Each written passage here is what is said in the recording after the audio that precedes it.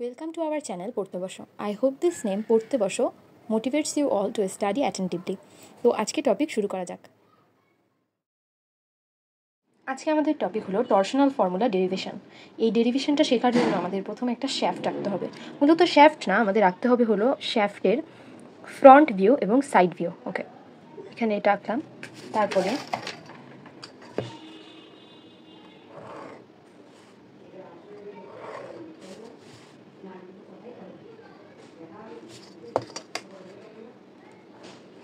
এখানে আমরা অবশ্যই ফিক্সড করে দেবো এটাকে ফিক্স সাপোর্টের মাধ্যমে.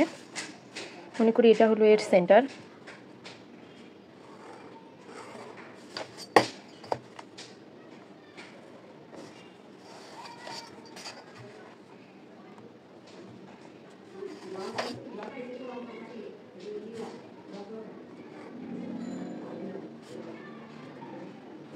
মনে করি এটা হলো শ্যাফটের. আচ্ছা, এটা হলো এর ফ্রন্ট ভিউ, অর্থাৎ সামনে থেকে দেখলে আমরা এই ভিউটা দেখতে পাই, এবং এটা হলো এই শ্যাফটের সাইড ভিউ. আচ্ছা, এই শ্যাফটের যে রেডিয়াস সেটাকে আমরা মনে করি হলো আর. আমরা লিখে নিচ্ছি R equal to radius of shaft. এই শ্যাফটের উপর আমরা প্রথমে ক্লকওয়াইজ ডাইরেকশানে, কোন ডাইরেকশানে? ক্লকওয়াইজ ডাইরেকশানে একটা কি টর্ক ধরবো. এবার এই টর্কের কারণে আমাদের এখানে একটা দেখতে হবে যে এই শ্যাফটের একটা পয়েন্ট হলো ফিক্সড করা এবং অন্য পয়েন্টটা আছে হলো ওপেন. এবার এখানে আমরা ক্লকওয়াইজ ডাইরেকশানে যেহেতু একটা টর্ক দিয়েছি, অবশ্যই এখানে একটা টুইস্ট তৈরি হবে. এখন এই টুইস্টের কারণে কি হয় দেখা যাক. এখানে আমরা একটা ফিক্সড পয়েন্ট এ চিন্তা করছি. এখন এখানে যে টুইস্টটা হচ্ছে, সেই টুইস্টের কারণে এই এ বিন্দুটা থিটা পরিমাণ সরে গিয়ে এখানে থিটা প্রাইমের জায়গায় চলে যাবে. এই থিটাকে আমরা বলতে পারি হলো the angle of twist. Angle of twist এটা আমরা মনে করব যে এই যে অ্যাঙ্গেল অফ টুইস্ট অর্থাৎ থিটা এর মান পুরো শ্যাফটের এই ফর্মুলা ডেরিভেশনের ক্ষেত্রে থিটা এর মানটা ইউনিফর্ম. এবার আমরা এই এ প্রাইম বিন্দুকে এখানে শিফট করছি. এখানে আমরা এ প্রাইম বিন্দুটা নিলাম, নেওয়ার পরে এই বিন্দুর সাথে যোগ করে দিলাম. যোগ করার পরে এখানে দেখা যাচ্ছে আমাদের একটা সমকোণী ত্রিভুজ তৈরি হচ্ছে, কারণ এটা হলো 90 ডিগ্রি. আর এই কোণটাকে আমরা ধরে নিচ্ছি এই কোণটার নাম হলো ফাই. তাহলে একটা জিনিস বুঝতে হবে যে এই যে অ্যাঙ্গেল অফ টুইস্ট যেটা, এটাকে যদি আমরা ফ্রন্ট ভিউ থেকে দেখি তাহলে সেটাকে আমরা থিটা পরিমাণ দেখতে পাবো, এবং যদি সাইড ভিউ থেকে দেখি তাহলে সেটা আমরা ফাই পরিমাণ দেখতে পাবো. এক্ষেত্রে এটাও আমাদের বৃত্তের রেডিয়াস হিসেবে কাজ করবে, এটাও রেডিয়াস হিসেবে কাজ করবে. আচ্ছা, আমরা একটা সূত্রের সাথে পরিচিত, সেটা হলো s equal to r theta, যখন এস হলো বৃত্তচাপ. এখানে আমরা দেখতে পাচ্ছি এই বৃত্তের ক্ষেত্রে এ প্রাইম একটি বৃত্তচাপের মতো কাজ করতেছে, অর্থাৎ এ প্রাইম ইকুয়াল টু আমরা লিখতে পারি কি আর ইন্টু থিটা. এখানে ব্যাসার্ধ হচ্ছে ক্যাপিটাল আর, ইন্টু হলো থিটা, যেটার আমরা রেফারেন্স নিচ্ছি s equal to r theta সূত্র থেকে. এবার আমরা দেখব যে এইখানে যে ত্রিভুজটা গঠিত হচ্ছে ফাই কোণের মাধ্যমে, সেই ত্রিভুজটার ক্ষেত্রে যদি আমরা ট্যান ফাই দিয়ে দিই, ট্যান ফাই ইকুয়াল টু কি? লম্ব বাই ভূমি. এক্ষেত্রে এই লম্ব হিসেবে এখান থেকে আমরা এই বিন্দুটা এখানে আনলাম. আচ্ছা, এর লম্ব হিসেবে কাজ করছে হলো এ প্রাইম, আর ভূমি হিসেবে কাজ করছে হলো এটা. এবার ভূমি এটা এর সমান্তরাল, অর্থাৎ এর ডিস্টেন্সটা টোটালি কতটুকু? এল পরিমাণ, এল. এবার আমাদের এই জিনিসটা বুঝতে হবে যে এই যে ফাই, এই ফাইয়ের মানটা আসলে অনেক কম. দেখো, ফাই ইজ ভেরি লেস, মানে প্রায় ইকুইভ্যালেন্ট টু 0. এজন্য আমরা লিখতে পারি কি? ট্যান ফাই ইকুইভ্যালেন্ট টু শুধু ফাই. ওকে, অতএব phi equal to a prime by হলো এল. আচ্ছা, আমরা এখানে এ প্রাইম সমান কি শিখেছি? R into theta. তাহলে আমরা লিখতে পারি phi equal to r theta by হলো এল. এটা হলো আমাদের ফার্স্ট ইকুয়েশন. আরেকটা ইকুয়েশন দরকার, তার জন্য আমাদের দরকার হলো ফাই এর পরিচয়. ফাই মানে কি? ফাই মানে হলো rate of shear strength. We know phi অর্থাৎ rate of shear strength equal to shear stress, TRESS, shear stress, যাকে আমরা এফএস দিয়ে প্রকাশ করতে পারি বাই হলো গিয়ে শিয়ার মডুলাস.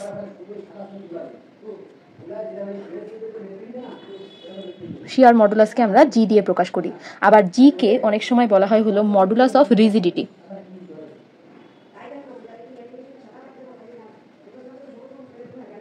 এই সূত্রটা মূলত সম্পর্কযুক্ত বা একই রকম দেখতে হলো আমরা যে স্ট্রেইনের একটা সূত্র জানি তার সাথে. যেমন স্ট্রেইন ইকুয়াল টু আমরা জানি হলো গিয়ে স্ট্রেস বাই হলো ইয়াং মডুলাস. ওই সূত্র থেকে এটা নেওয়া হয়েছে. তাহলে আমরা লিখতে পারি একবারে যে ফাই ইকুয়াল টু হলো এফ এস বাই জি. এবার এটাকে আমরা হলো দিব 2 নাম্বার ইকুয়েশন.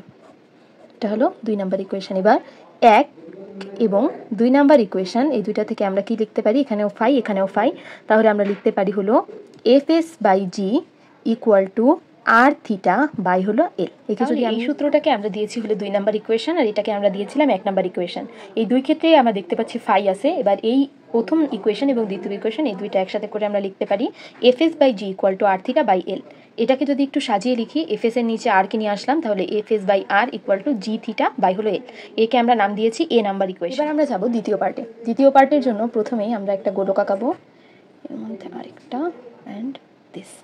মনে করি যে এটা হলো এর সেন্টার, এখানে যেটুকু রেডিয়াস, এই ছোট্ট একটা আর রেডিয়াস, আর এখানে আমরা একটা রিং কল্পনা করে নিচ্ছি, যে রিংটাকে আমি মার্ক করে দিই।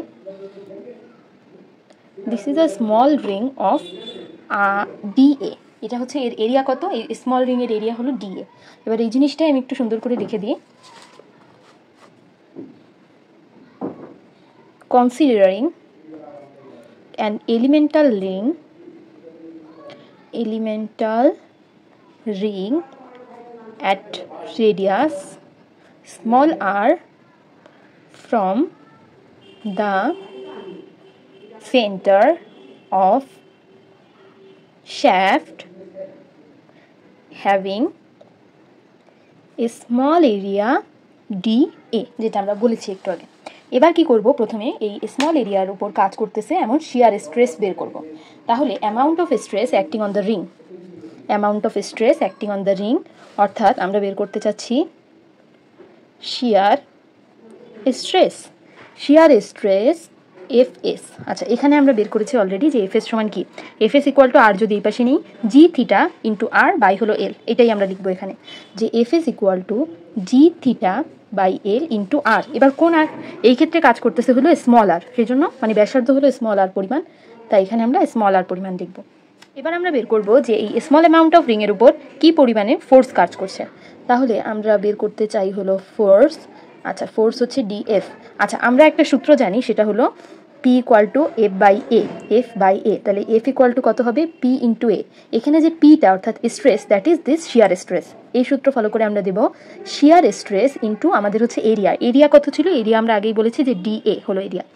এবার আমাদের হচ্ছে এফ এস সমান কত, G theta by L into R into হলো ডিএ। তাহলে আমরা কি পেয়ে গেলাম, আমরা হলো ফোর্সটা পেয়ে গেলাম। ফোর্সটা কোথায় কাজ করতেছে সেটা দেখে নেই। ফোর্স অবশ্যই কোন বরাবর, স্পর্শক বরাবর। মনে করি এটা একটা স্পর্শক, এই বরাবর আমাদের ডিএফ পরিমাণ ফোর্সটা হলো কাজ করছে, ঠিক আছে।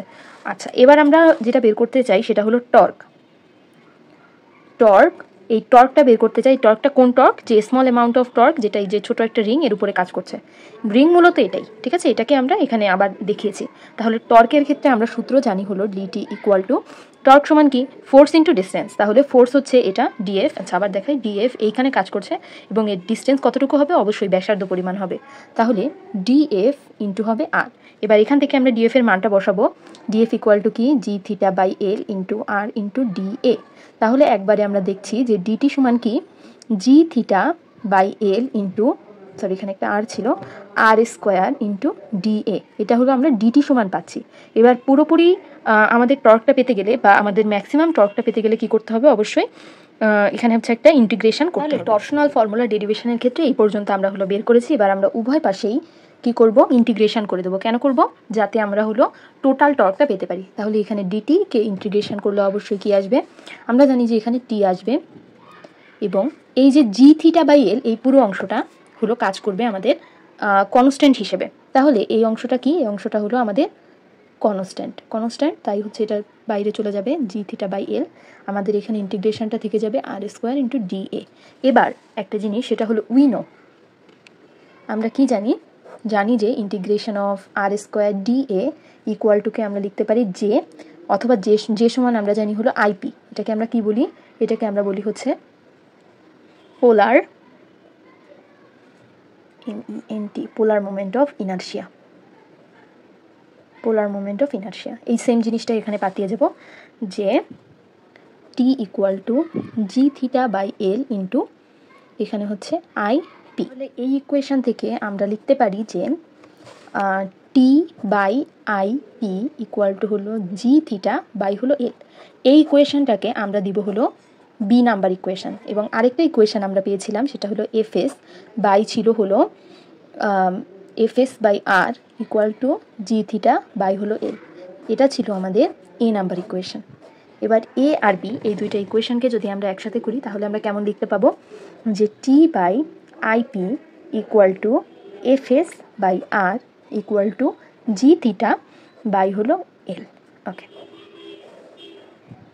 সিভিল ইঞ্জিনিয়ারিং রিলেটেড আরও অনেকগুলো টপিকের ভিডিও আসবে। আপনারা আপনাদের প্রয়োজনীয় টপিকগুলো অবশ্যই কমেন্ট করে জানাবেন এবং সাবস্ক্রাইব করার মাধ্যমে আমাদের চ্যানেলের পাশে থাকবেন আশা করি।